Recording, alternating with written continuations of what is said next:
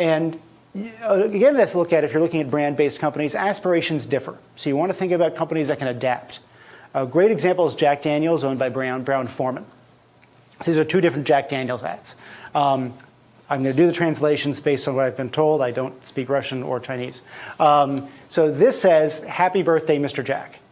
And if you can see it, it's the same image we have of Jack Daniels here. The frontier, the cowboy, old school.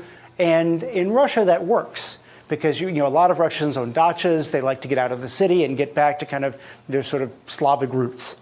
Now compare that with this. Jack Daniels ad in China.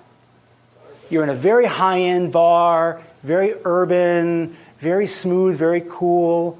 And I mean, I've gotten this translated, but I may have anyone I see a few folks here who might speak. You want to translate that for me? So it simply means confidence is not in your mouth, but from other people's eyes.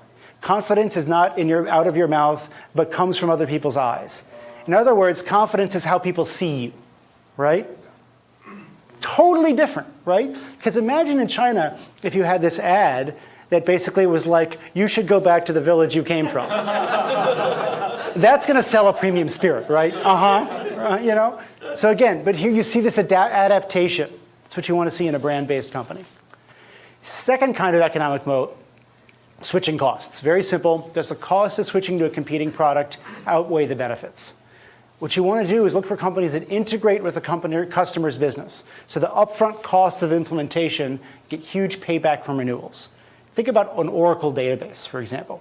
If you're P&G, if you're Citigroup and you're running on an Oracle database, ripping that out is virtually impossible. It's not impossible, but it's really, really, really, really hard. I mean, if you showed up today, I mean, if Google, for example, built an amazing database and showed up to P&G and said, we've got Google Base, and it's 15% faster and 20% cheaper than Oracle's best product. P&G would say, yes, and I will have to spend hundreds of millions of dollars and however many man-hours ripping out what I have now, and my business will probably blow up when I do that. So the switching costs are very high. And so Oracle can raise price 2 to 3% every year. See this a lot with enterprise software companies. You also see it with data processors, people that integrate tightly with the customer's business. You can also sell an ongoing service relationship.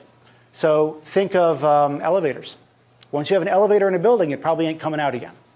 And so you get elevator companies like Otis, which is part of United Technologies, Kohn, which is a Finnish company, Schindler, which is German. And their goal is to have a high, what's called attach rate, to attach a service contract to the elevator. Because once that elevator's in there, it ain't coming out again. And so you get this long service relationship. Rolls-Royce. Rolls-Royce typically sells its jet engines on what's called power by the hour.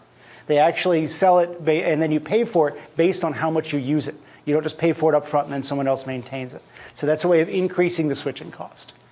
And then you can provide a product with a very high benefit to cost ratio. Favorite example here is a company called Fastenal here in the US. If you have one bolt on your assembly line that goes down, and then you have a whole bunch of unionized guys standing around basically getting paid for not doing anything, you will pay a lot of money to get that bolt back on the line really quickly. And so that product doesn't have a very high economic cost in terms of how much you spend for the bolt, but has a huge benefit to your organization. Fuchs Petrolube, or Lubrizol, which Berkshire bought a while back, same thing, lubricants. If you have a lubricant that can increase the uptime of a giant mining machine down in a hole by 10%. So you don't have to take it down for maintenance as often, you don't have to take it apart and lube everything, and you get more productivity out of it, and that lubricant costs even 20% more than the competing lubricant. It's such a tiny cost of the overall part of the overall cost of running that machine. Why not? So this high benefit cost ratio is really a cool thing to look for when you're looking for businesses with switching costs.